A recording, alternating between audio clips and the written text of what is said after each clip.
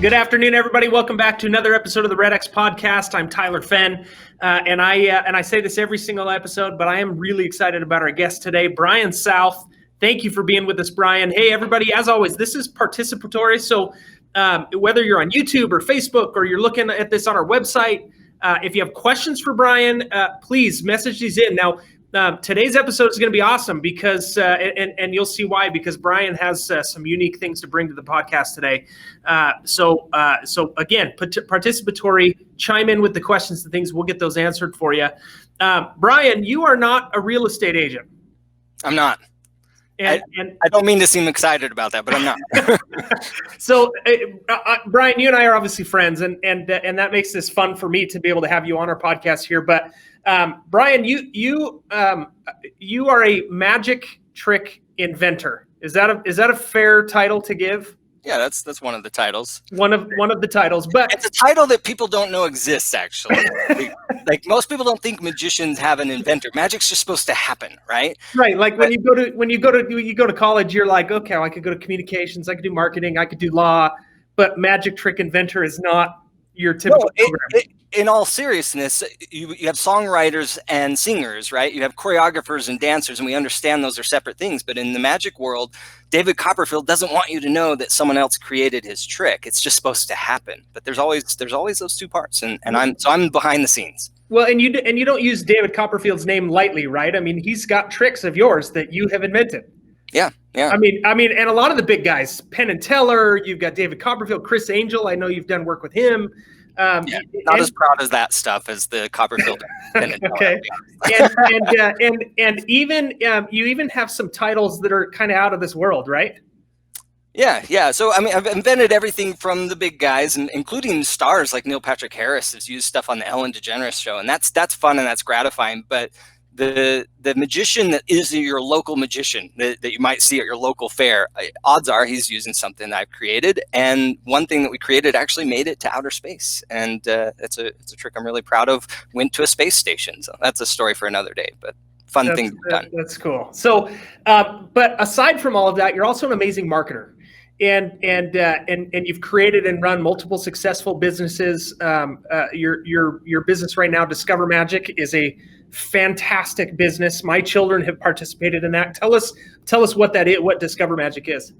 Yeah, in a nutshell, it's a curriculum for kids 8 to 12 years old where they're learning magic. Think Hogwarts, they're going off to magic school, but the real purpose of it is to teach them life skills. So they're learning how to communicate, how to think of others, and how to build their self-esteem, all those critical skills that maybe aren't being taught so much in public education, but are more critical. And in today's world, Google can do almost everything that we're learning. Like, you don't really need to learn algebra, but we need to learn how to interact with others and communicate and show empathy. And so magic is a great art form to teach kids to think of others, to build empathy. And so that's our program. The kids are just having fun. They just think they're having a great time, but they're learning how to interact with others in a healthy way, right? Yeah, well, I mean, my kids went through one of the courses, and even now, months and months later, I still, my kids still come out and they've got their magic trick and they're showing me and teaching me. And I mean, it's cool. It's a lot of fun. And it's been a fun ride for you, but that's one of the reasons that we wanted to have you on the podcast is that side of what it is that you do.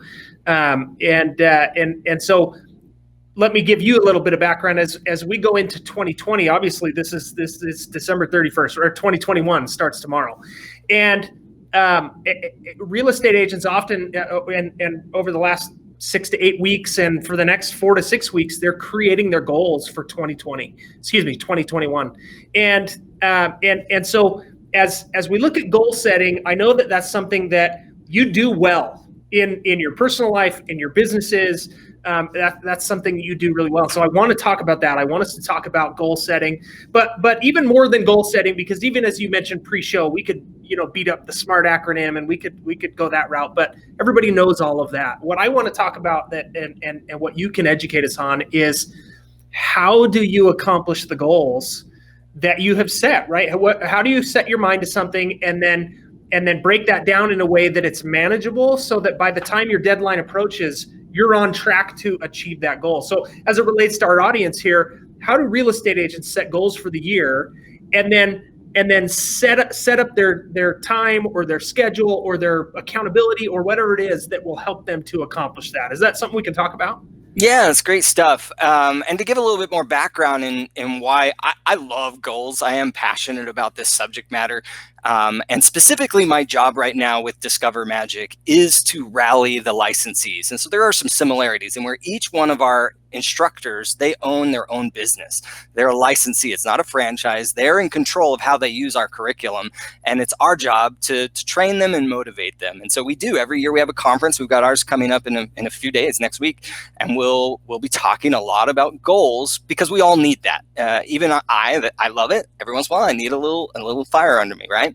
And so I pass that on and try to do it in a way that most people can succeed, right? And so I go, this comes easily for me, but how will it affect the average person? And so a lot of these things we're going to talk about to these magicians who are building their own business apply there. And the big thing we're doing differently this year is we're addressing it slightly backwards, right? And in the past, we've always said, all right, what do you want to do, and set deadlines to do it. And this year, we're going to try something different that I've been doing for a while, going, what am I going to do by this date? And so we have a different goal sheet than we've ever had. And so that's the first thing. We always write down our goals, right? Obvious stuff like you talk about. But this year, we're writing them down differently. We're looking at a calendar and going, what will have I done? And so part of that process is stepping way far back and going, what's the end game? What do I want to, how many new clients do I want to have? What are other goals that might not be directly financial and client related? They might be personal goals. And how do they all tie together? And look at the big picture. And I think that's one of the biggest reasons I've seen success in my life is I'm constantly looking a year, 5 year, 10 years down the road and going, how does all this fit in? And I'll eliminate stuff that normally I go, that's a great goal. I'm going to exercise every day. And I go, actually, that doesn't add up with what I'm trying to do.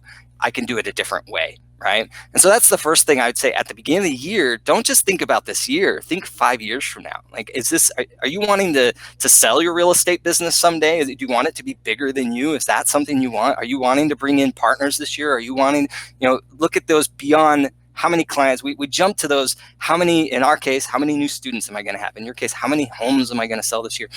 And I believe it's really important to look way beyond that and then kind of work backwards and go, these are the micro goals. And then within that, you go, once you get to those micro goals, you say, okay, I am going to need to do 200 phone calls a week. What does that mean daily? What does that mean hourly? And just break it down, right?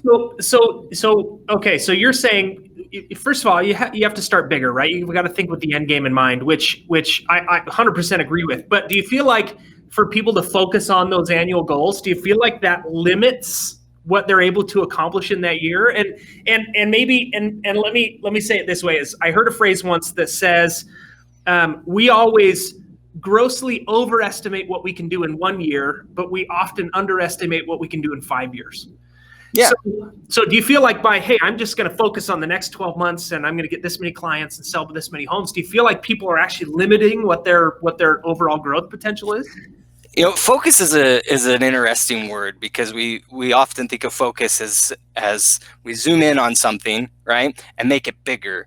And I don't look at it that way, right? I look at focus is not magnifying something, but it's looking at the details of it. And I think that's the mistake that people make, is they get so obsessed on the one thing that they don't see the details. They don't see all the details, not just the details of what they're looking at, but how it all fits in. And so one of the strategies we're using this year is to combat that, because that is a natural tendency that you get so obsessed with the micro goal that you lose track of things and you end up not doing things you need to do.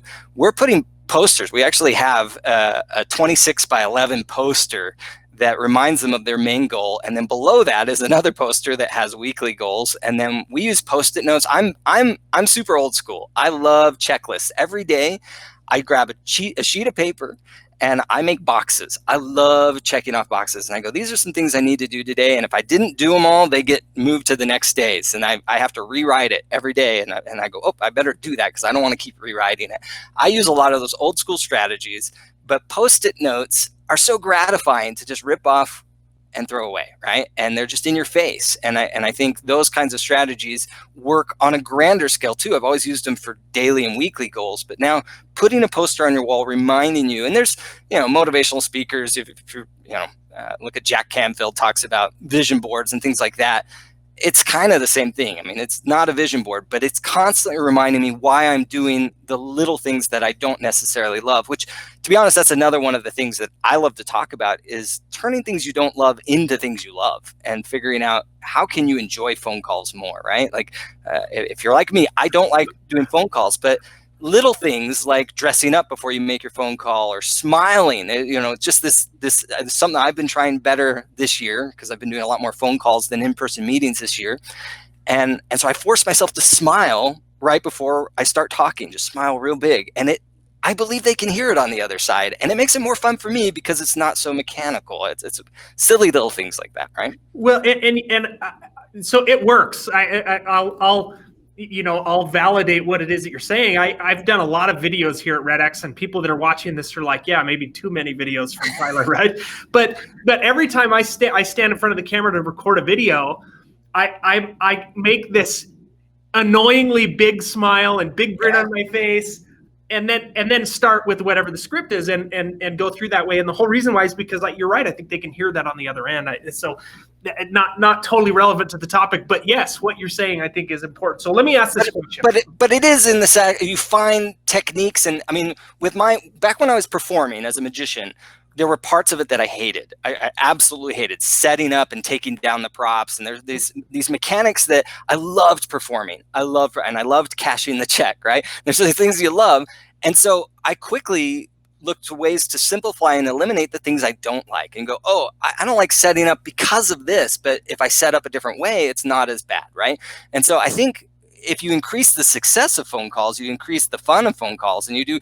I think there is merit in going, okay, these things have to be done, but I can make them more fun, and I can involve others in that process. So you make it a game. You talk a lot about accountability partners. In our program, we talk about action partners. We don't have accountability because that kind of has a negative tone to it, right? You have to return and report, but we have action partners, and you're literally partnering up with them for a positive result, not a negative accountability feel. It's just our thing. And so you have a game concept to it. You go, who can do the most, whether it's get the most no's or whether it's get the most yeses or just make the most phone calls, talk to the most people, turn it into a game, and suddenly it's just not as much of a chore, right? Well, and there's real value in the gaming system, right? You look at any major sales platform out there, everything is being gamified, right? And we've even used internally here at REDX, we've used platforms where you can challenge other members, and you can, and everything has a score. And so the whole gamification of it is hugely motivating, right? There's things there that make those mundane tasks worth it because at the end you get to cash the check, like you said. Like, I loved doing that, and that's kind of the reward that you get at the end. Well, and I think we overlook how much we can gamify ourselves, right? And so I've found lots of ways, simple things like I don't let myself eat breakfast until I've done certain things, right? Maybe that's not gamifying, but it still is motivating and makes sure I stay on track. But I'll often put snacks by my desk, like a bowl of M&Ms, and I'll allow myself to eat an M&M after and there's something about both the reward of just eating an M&M, but also watching the M&Ms dwindle, and it's just, that makes it more engaging and interesting and keeps me on track. So I would encourage everyone to look for what motivates you, and you go, oh, maybe I can't watch the next season of whatever on Netflix until I do whatever, right? And give yourself rewards both weekly, daily, and even hourly, and say, this is what I have to do to get that. So I want to back up a little bit, right? We were talking about Post-it notes and breaking things down and seeing the details, right? Let's talk about that a little bit more, because it's easy as a real estate agent, or I would imagine as a Discover Magic presenter, it's easy to go, well, I'm by the end of the year, I'm going to teach 250 students, or for a real estate agent, it's, this year I'm going to sell X amount of homes or make X amount of money. So how do you train yourself to focus on the details? And maybe you can give us some examples of if you were to set a goal as a realtor of how many houses am I going to sell, what are some of the details that you feel like might get missed in the I'm staying focused on the big picture instead of seeing the details? Does that make sense? Yeah, well, the first thing that comes to my mind is the story of the magic prop that made it to outer space, right? Like we set these goals. My goal was never to get to outer space, and as cliche as it is, the old saying "shoot for the moon, you'll land amongst the stars," right? Like that's literally what happened. My goal was to get a magic prop in a store. I just wanted to be in a store. That was my goal. Walk into a store and see my creation on the shelf, because I was doing a lot direct to magicians. But it seemed neat to just be able to walk into a store in Vegas and see my magic trick, right?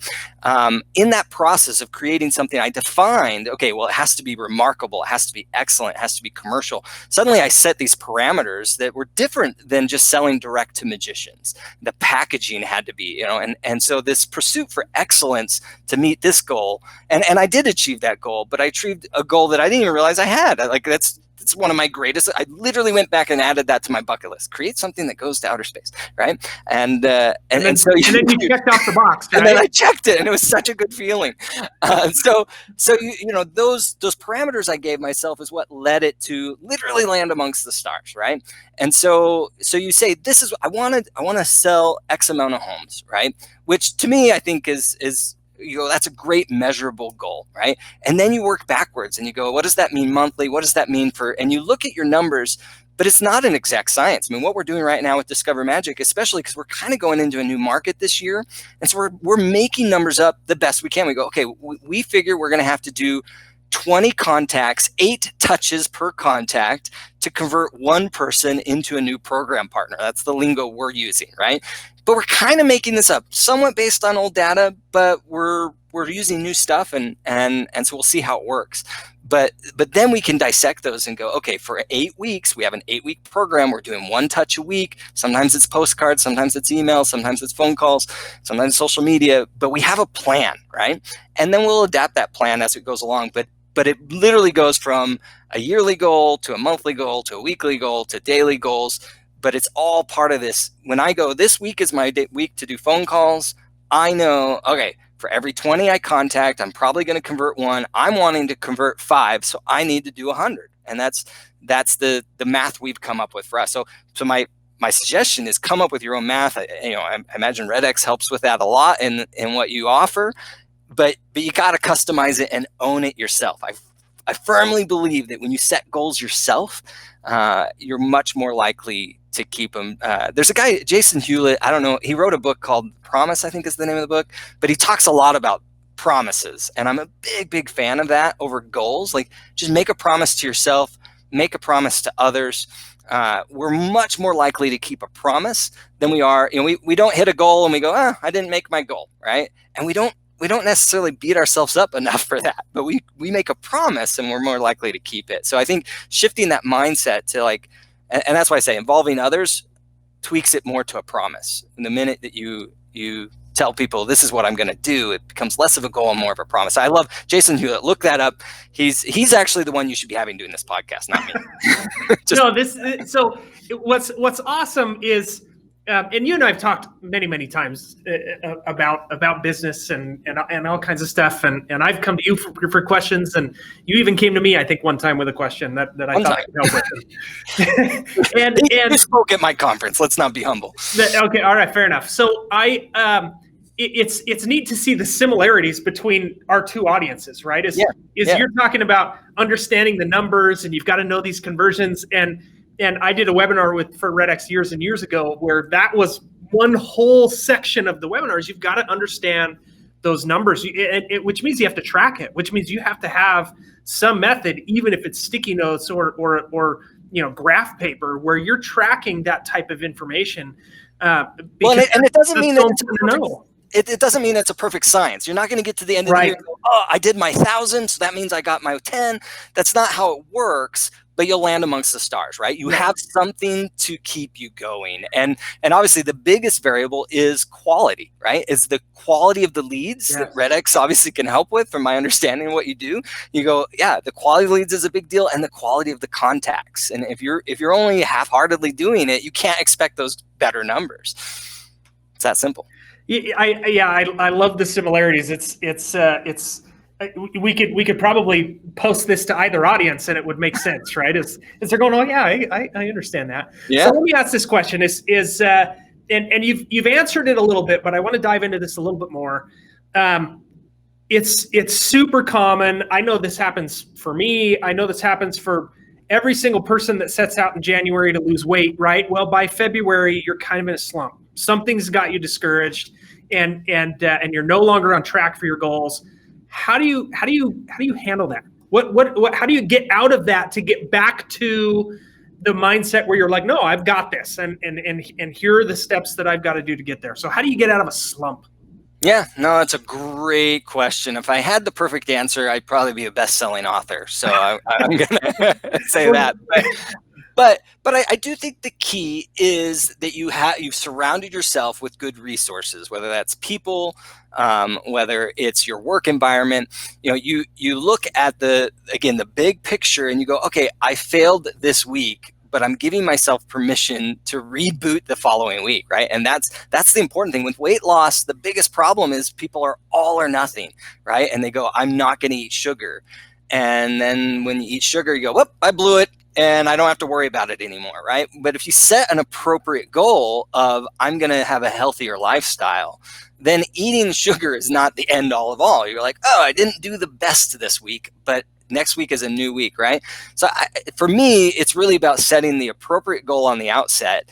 And I do try to catch up. I personally, there are certain things where I'll say, okay, I missed that goal because it was a deadline of like, I'm going to have X done before this event so that I can hand out these flyers. And you go, well, that ship sailed. I'm not handing out those flyers anymore. And you got to just move on and try to do better next time.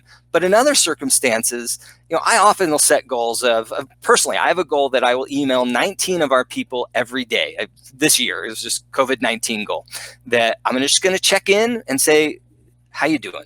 And just randomly. And I will find myself 10 o'clock at night. They figured it out. Most of my guys now know, when I get an email at night, Brian's just trying to make his goals, right? But I haven't given up. I'm in bed and I'm still working towards that goal. And I think that's important that you do the best you can, and you've set those goals, and then you move on to the next day and you go, man, I didn't do it. I didn't do my night 10 goals. So today I'm going to do 22. I'm going to catch up on those, right? And so I don't completely abandon, and it's kind of hard to define that, but you say, these are the ones that you go, it's over, it's done, no big, don't beat yourself up, but also hold yourself accountable to pick up those goals and move them to the next day, the next week. But I think the biggest key for me is having the right macro goal. And if it's the correct goal is the big picture, then you'll find it easier to let goals come and go, because you might, I have goals all the way through March right now, right? That are very well-defined goals.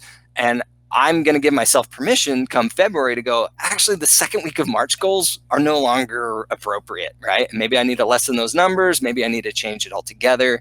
And so giving yourself permission to adjust, I think is important. But being motivated, just having grit, being willing to fall on your face. Well, and you make a really good point that I think a lot of people overlook is they look at a goal as the end all be all, and it's all or nothing. I had a person one time talk to me about how they don't set specific goals; they set ranges. Right? Is I'm gonna sell between 45 and 55 homes this year, and essentially they're allowing for the variation that we've talked about in the numbers. You're making your best guess, right? But that was to me, that was one of those little things that I thought, yeah, that makes a lot of sense to say, you know what, I'm going to allow myself a range of success. Or like you're saying, you've got to be able to analyze and tweak what the goal is, because you make a really good point by saying it's got to be the right goal, but sometimes that's hard to do, right? I mean, sometimes it's hard to set out and go, well, this is the right goal based on what it is that I'm trying to accomplish, because our experience broadens our understanding, right? I mean, every day we have a new perspective on things because we have new experience and we learn new things. And so you might get to February and go, yeah, these aren't totally relevant anymore based on what I'm trying to accomplish, and allow you to tweak. But what you're saying is you got to be okay with that. You've got to give yourself permission to go, yeah, this doesn't make sense anymore because I have new information. Right. Yeah.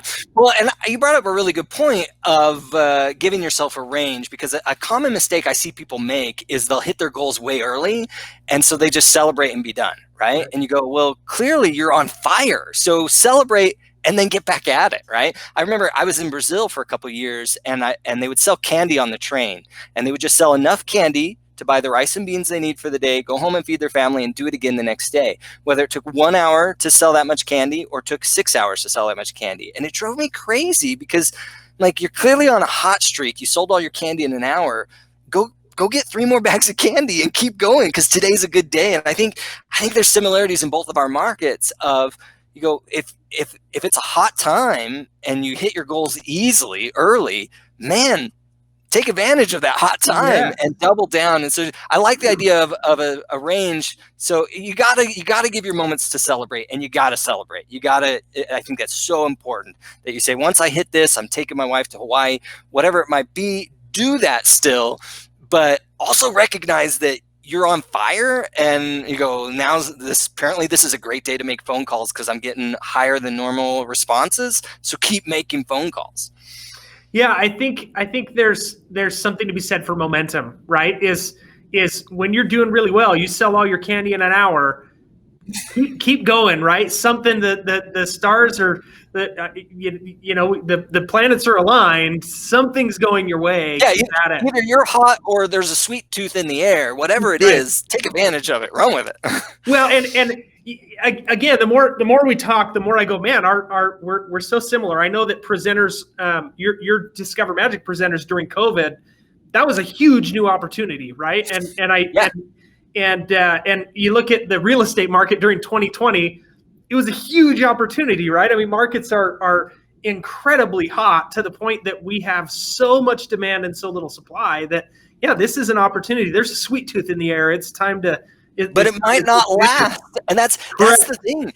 Our guys had an amazing summer. Amazing. We blew numbers through the roof. And then September hit, and kids went back to Zoom school, and it was crickets. So we adapted, and we took advantage, and we succeeded greatly, but there was a window. And it is likely the same thing will happen, whether it's in 2 months or 2 years. And so while it's hot, make sure you're stashing away a little extra. Yeah. It makes me think that there's probably enough content for a whole podcast about adapting mid-goal period, right? Like whatever time period you have, whatever deadline you have for your goal, there's got to be adjustment for adaptation. And one of the ways that we set goals as a company at REDX is we set multi-year goals, and then we break those down into annual priorities. What do we have to accomplish this year?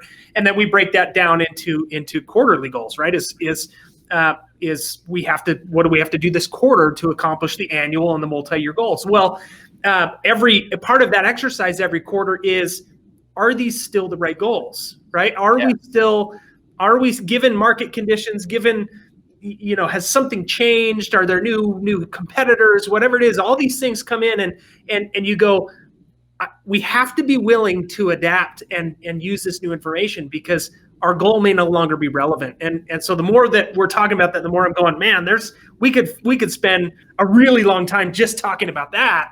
And how important that is. It's a deep subject, and really what it boils down to is personal awareness and grit, right? Like you've got to have the self-control to not give yourself so much leeway that you go, I'm just going to change my goal anyhow, so why bother, right? Like you can't not treat the goal seriously because you know they're going to adapt, but you can't hold them so stringently that you handicap yourself, right? And so it's finding that balance and just being motivated, right? Find what motivates you, whether it's recognition from others, that's okay. That motivates a lot of people. And so you figure out that game theory that's going to get you that recognition, whatever it is, whether it's treats. For me, it's treats. I like a little snack, right? Treats and cruises, right? And cruises, I do. I motivate myself with cruises usually, not this year. But also for me, a huge motivation for me is focusing on others. I love trying to help other people succeed, and I find myself much more willing to work for others than I am willing to work for myself. And so if I'm creating content for our Discover Magic guys, if I'm helping someone with their website, I'll work harder to help them than I would to myself. It's the old shoemaker's wife, goes shoeless kind of concept. I think that you go, yeah, I'll make sure everyone in my neighborhood has shoes, but maybe not my own kids, right? And so if that's you, if you find yourself highly motivated to help others, that's great. Figure out how that crosses over, right? And get yourself someone that you're partnering with and help them succeed. And I just believe when you help other people succeed, you succeed. You know, it's interesting that you bring that up. As I look back over this podcast that we've been doing for 9 or 10 months now, that actually seems to be the common underlying theme is success comes when you focus on other people, when you focus on serving people before you focus on a paycheck, right? Which especially when COVID was, I mean, COVID is still a big deal, but when everything was shut down March and April, I mean, there were some states that they weren't allowed to prospect, and Right. it was a big deal, right? And so there were a lot of real estate agents that kind of hunkered down and hid under the bed, and then there were those that were like, no, we adapt and we make changes, and we're doing virtual open houses, and we're communicating with these tools now because things are different. But that seems to be the underlying theme is when you set out to help somebody else, the success that we ultimately want and hope to achieve, that's just a byproduct of getting out and helping other people. Yeah, and that's what our entire program is built on. I mean, that's what magic, the very nature of magic is being aware of others, right? What do they see? And I don't want them to see behind this box, right? They shouldn't see the rabbit in the hat till the right time. All those basic ideas that— Hold on. There's a rabbit in the hat all the time? Sometimes. But it's a very interesting thing of going, oh, if I move over, they can't see it anymore. And communicating the steps and them understanding. If music you can kind of tune in and out of, and you can appreciate it. But magic, we've got to be on the same page the whole other time. So it's a great platform to teach what others want, right? And so that's what we teach. And I think in any industry, it merits respecting this concept of wow. It's an acronym, what others want, right? And so when you focus on wowing your customers and you go, what is it they really want, right? They don't just want a house. They want a house in a safe neighborhood. They don't just want a house. They want a house that will impress their friends. They don't want just a house. They want a house that's high efficient energy, whatever, right? Once you really get to what they want and you're focused on them, not your goal to sell a home, I just think that's so critical. Like if your goal is to serve your community, you'll hit your other goals, and you still need to have those goals, but those shouldn't be the motivating goals, in my opinion. The goal is create a business where it's remarkable that they refer you because you go, man, he got me. She knew what I wanted and knew better than I did myself. One of my favorite stories of wow is I had a doctor in Brazil that I was sick. I was super sick for a couple of weeks, and it turns out there was mold growing on my roof, and it was falling in my nose every night and making me super, super sick. And I kept going to doctors, and they kept giving me medicine, and I kept getting sicker and sicker and sicker. And finally, I went to this doctor,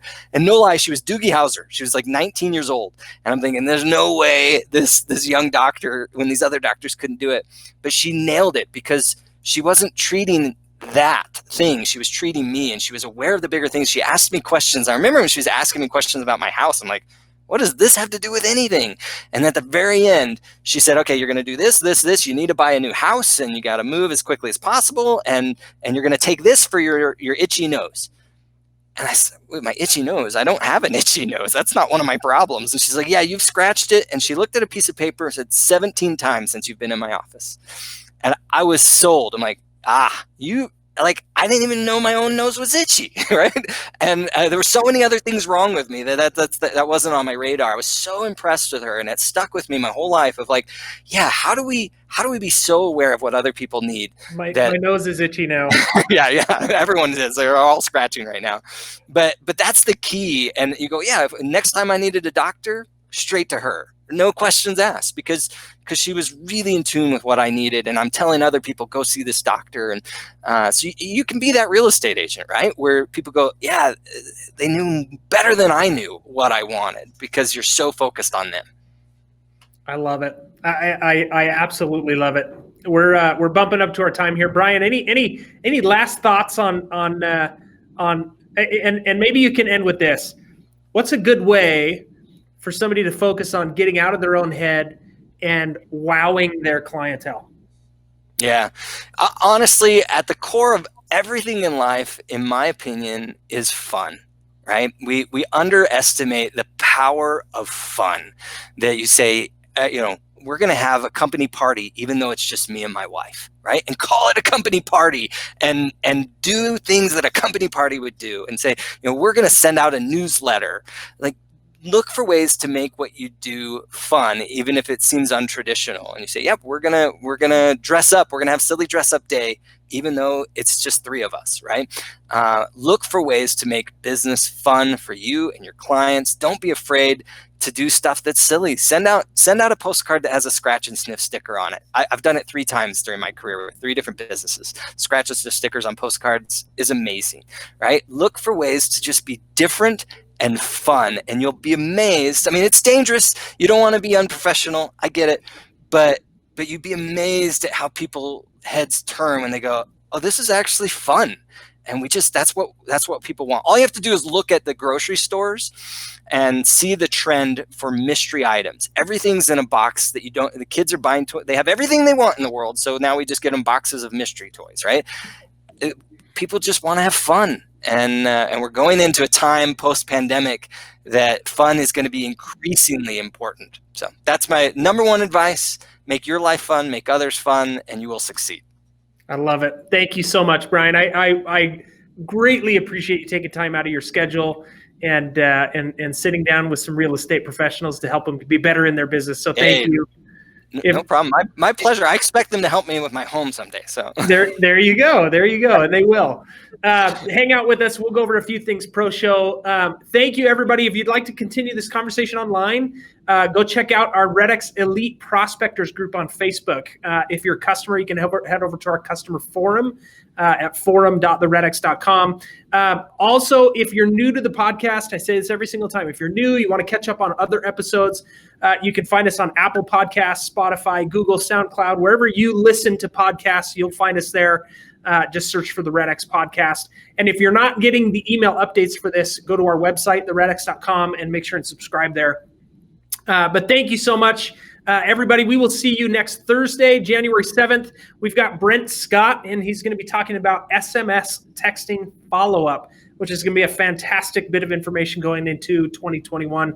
Brian, thank you again for being with us. Everybody have a fantastic New Year, safe New Year's Eve, and we'll see everybody next time.